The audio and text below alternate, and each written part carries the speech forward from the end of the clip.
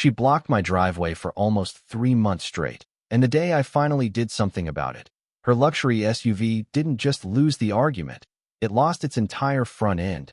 And the wild part is, I never raised my voice once.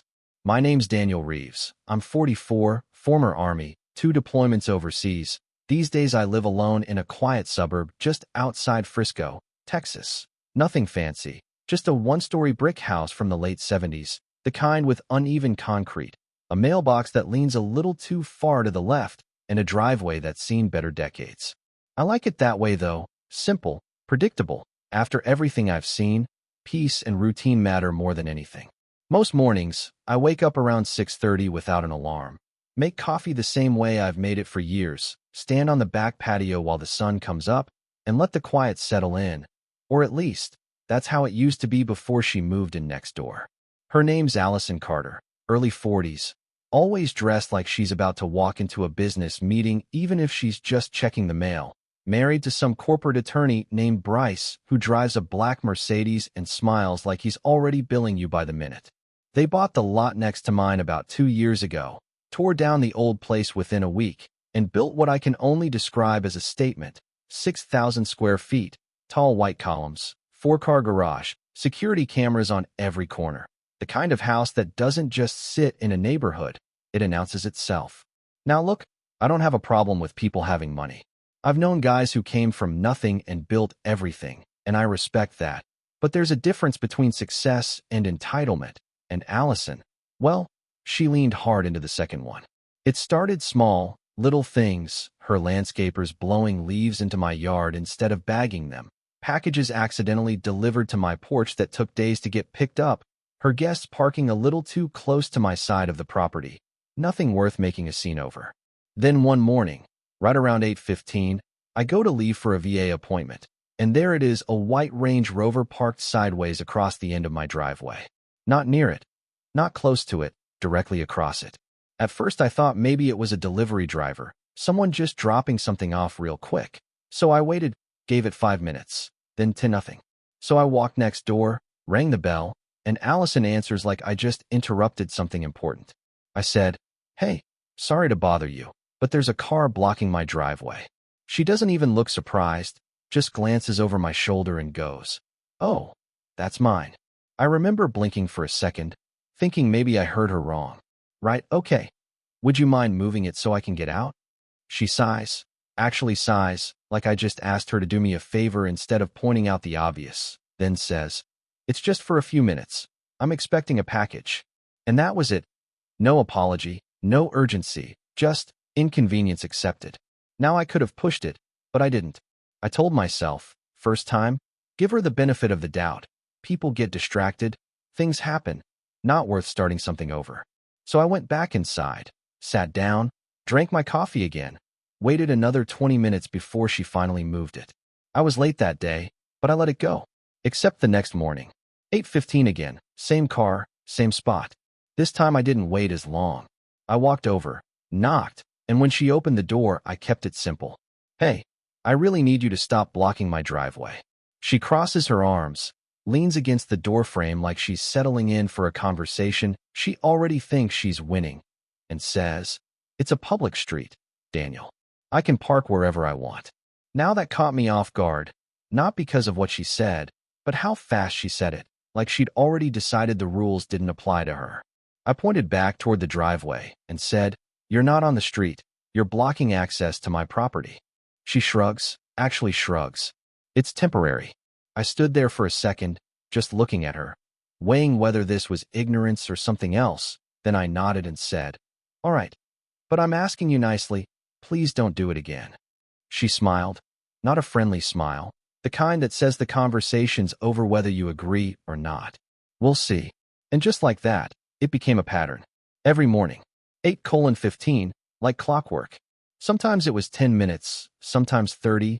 One time it was almost an hour, and every time I needed to leave, I had to either wait or go knock on her door like I was asking permission to use my own driveway.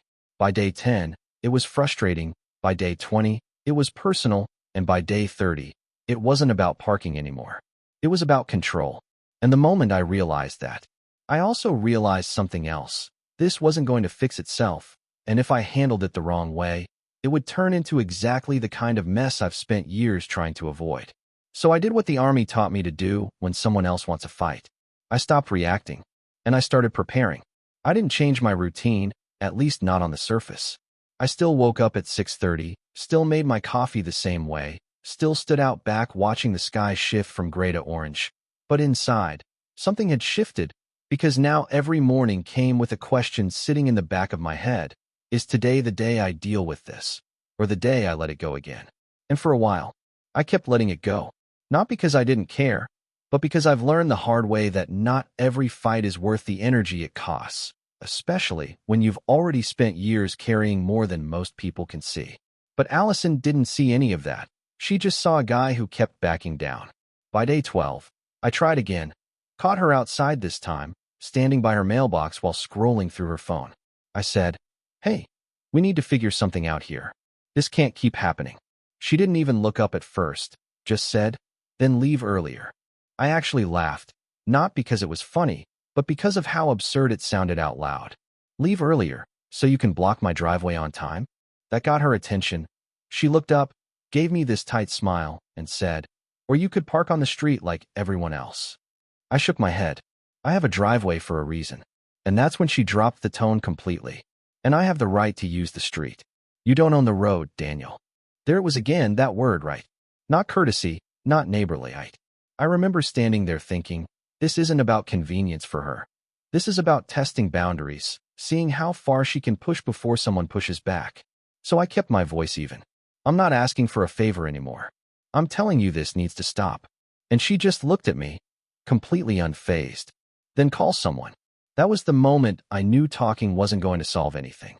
By day 28, I tried one last time, not because I expected a different outcome, but because I wanted to be able to say, without hesitation, that I gave her every chance. She opened the door, saw me standing there, and before I could even speak, she said, "If this is about the car again, I'm really not interested." I said, "It is, and I am." She rolled her eyes, stepped outside, closed the door behind her like she was containing something, and said, "You're making this a bigger deal than it is." I leaned slightly toward the driveway. "You're blocking access to my property every single morning." She tilted her head, almost amused. "For a few minutes. 45 minutes yesterday." She paused, just for a second, then shrugged again. "Still temporary." And that was it. That word again. Temporary. Like inconvenience only counts if it happens once. I looked at her and said, "All right, I'm done asking." She smiled. "Good." That same afternoon, I got a letter in my mailbox. Official envelope, law firm header, her husband's name right at the top. I stood there in my kitchen reading it twice, slow the second time, making sure I wasn't missing something. But no, it said exactly what I thought it did. Cease and desist from harassment, threats of legal action, language about intimidation and interference, all because I asked his wife to stop blocking my driveway. I remember setting that letter down on the counter and just staring at it. Not angry, not even surprised, just clear, because now it made sense. This wasn't random. This wasn't careless. This was calculated. They thought if they pushed hard enough, used the right words, maybe threw in a little legal pressure, I'd back off completely. And maybe they were used to that working. But what they didn't understand is I've been in situations where pressure actually meant something, where consequences weren't paperwork, they were permanent, and compared to that, this was noise. Still, I didn't respond. No calls, no letters back, no arguments over the fence. I just let them think it worked. Meanwhile, I started doing my homework. First thing I did was call the city, zoning office, code enforcement, anyone who could tell me where the actual line was, not what Allison thought, not what her husband claimed, what the law actually said. Most of the answers were vague. Depends on the survey, varies by property. Check your plat records, which basically meant one thing. I needed proof. So on day 68, I paid $600 and change for a full property survey. Guy showed up early, set his markers, ran his lines, took measurements like he'd done it 1,000 times, which he probably had, and I stayed out of his way, just watched from the porch.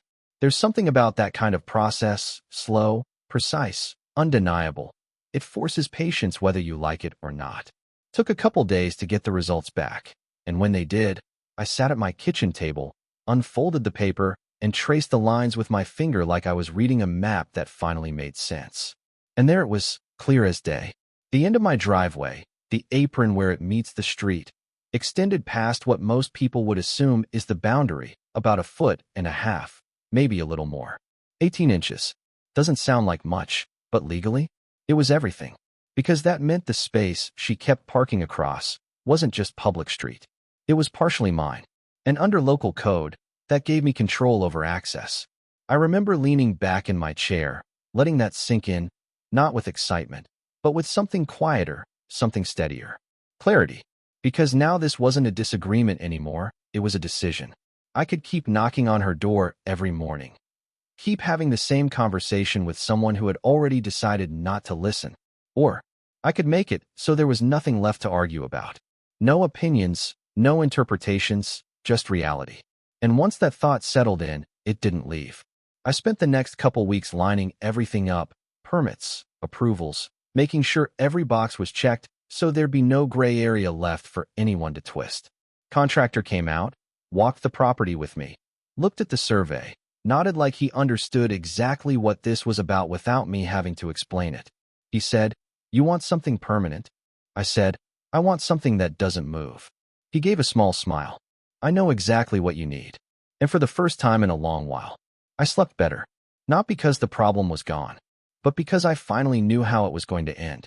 The work was scheduled for early morning, my request, not because I was trying to be sneaky, but because I didn't want an audience, no arguments, no interruptions, no last-minute drama. Just get it done clean and by the book. Day 89. I was up before the alarm. Coffee tasted different that morning, sharper somehow, like even my routine knew something was about to change.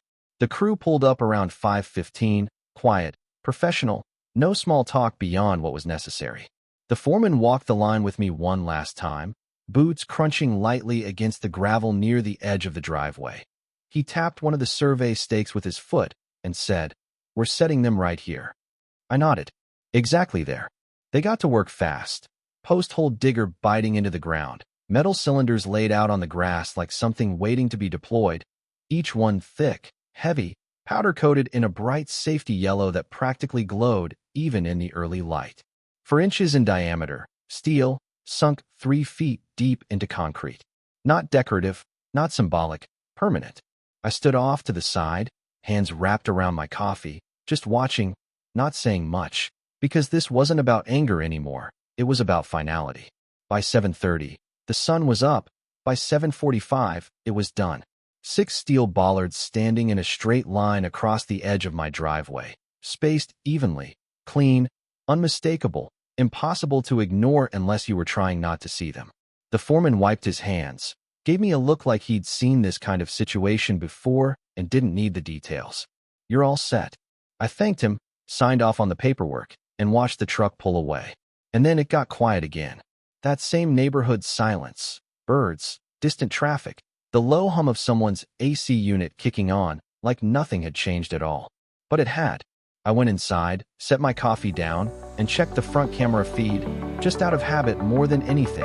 The angle was perfect, clear view of the driveway, the street, and now, those 6 bright yellow posts standing like a line you couldn't cross anymore. 8:15 came and went. No car. 8:30, still nothing. I remember thinking, maybe this is how it ends, not with a confrontation, not with a scene, just quiet understanding. And for a second, I almost felt disappointed, not because I wanted something to happen, but because part of me knew the story wasn't finished yet. 8:47, that's when I heard it. Not loud at first, just the familiar sound of a vehicle turning into the street, tires rolling steady, engine smooth, and then I saw it on the screen. White Range Rover. Same as every morning. Same speed, maybe 10, 12 miles an hour. Nothing aggressive, just routine. Except this time, the routine had changed. She came around the corner, one hand on the wheel, the other holding her phone up just slightly. Not fully distracted, but enough to miss what was directly in front of her. There's this moment, right before impact, where everything feels like it slows down, not in reality, but in your head, like your brain is trying to give you one last chance to process what's about to happen. And then, metal met steel. A sharp, heavy sound, not like a crash in a movie, more solid than that, final. The front end of the SUV dipped hard, bumper crumpling inward like it hit something it had no business hitting, because it did. Steam started rising almost immediately. Thin at first, then thicker, coolant spilling onto the concrete, spreading slowly across a surface that, for the first time in weeks, wasn't blocked, just occupied. And those bollards didn't move. Not an inch. I watched it all through the camera, didn't rush outside, didn't react. Just stood there, letting it play out exactly as it was always going to. A second later, the driver's door swung open and Allison stepped out, fast, frantic, looking at the damage, then at the posts, then back at the damage like one of those views had to be wrong. What the hell is this? Her voice carried, sharp, cutting through the morning quiet like it didn't belong there. I stepped outside then, calm, steady, same way I'd approached every conversation before this, except this time, I wasn't asking for anything. She pointed at the bollards like they'd appeared out of nowhere. You can't just put these here. I tilted my head slightly. Actually, I can. That hit her harder than the impact did. Not physically, but you could see it, the shift from confusion to anger. This is a public street. You're going to pay for this. Right on cue, her front door opened and Bryce came jogging over, already mid-sentence. What happened? What? He stopped when he saw the SUV, then looked at the posts, then at me. And I recognized that look, not panic, calculation. He straightened his jacket like that would somehow reset the situation and said, "We'll handle this legally." I nodded once, reached back into the doorway, and grabbed a folder I'd already set aside. 3 documents. Survey, permit, installation invoice. I handed them to him without a word. He took them, still talking at first. You can't obstruct. Then he started reading. And just like that, he stopped. No more sentences, no more threats, just silence. Allison looked between us. What is it? He didn't answer right away, just kept scanning the pages, slower this time, more carefully, like he was hoping to find something he could use. But there wasn't anything to find, because I'd already done that part. Finally, he lowered the papers slightly, not looking at me, not looking at her, just somewhere in between, and said, "Get the car towed." That was it. No speech, no argument, just acceptance wrapped in frustration. The next couple days played out exactly how you'd expect. Insurance calls, questions, attempts to shift blame, but every time, I gave them the same thing: footage, documentation, timestamps, facts. Within 48 hours, her claim was denied. And that's when it flipped completely. Because now, it wasn't about what I had done, it was about what it cost her. A week later, I sent over an itemized invoice, repair estimates, installation costs, survey fees, legal consultation, every dollar accounted for. Just under $28,000. They tried to negotiate, of course they did, new attorney this time, someone not personally involved, talking about compromise, shared responsibility, avoiding escalation. I listened, then said, no. Not aggressively, not emotionally, just no. Because this had already gone on long enough. By day 126, we had a settlement. Full amount, structured payments, formal agreement filed with the county stating clear access rights, and a clause that made future violations expensive enough to never be worth it again. These days, the street's quiet again. Her SUV's been repaired. She parks it neatly inside one of those 4 garage spaces she always had, and every morning around 8:15, I see her walk to the mailbox. 40 feet. Takes her maybe 15 seconds. And those 6 yellow bollards, they're still there. Not as a threat, not as a statement, just as a boundary that finally got respected. Now here's the thing. I never wanted it to go that far. A simple conversation could have handled it on day 1, maybe even day 10. But somewhere along the way, it stopped being about a driveway and turned into something else: pride, control, whatever you want to call it. So I'm curious. If you were in my position, would you have done the same thing, or would you have handled it differently? And more importantly, where do you think the line is between standing your ground and going too far? Let me know in the comments.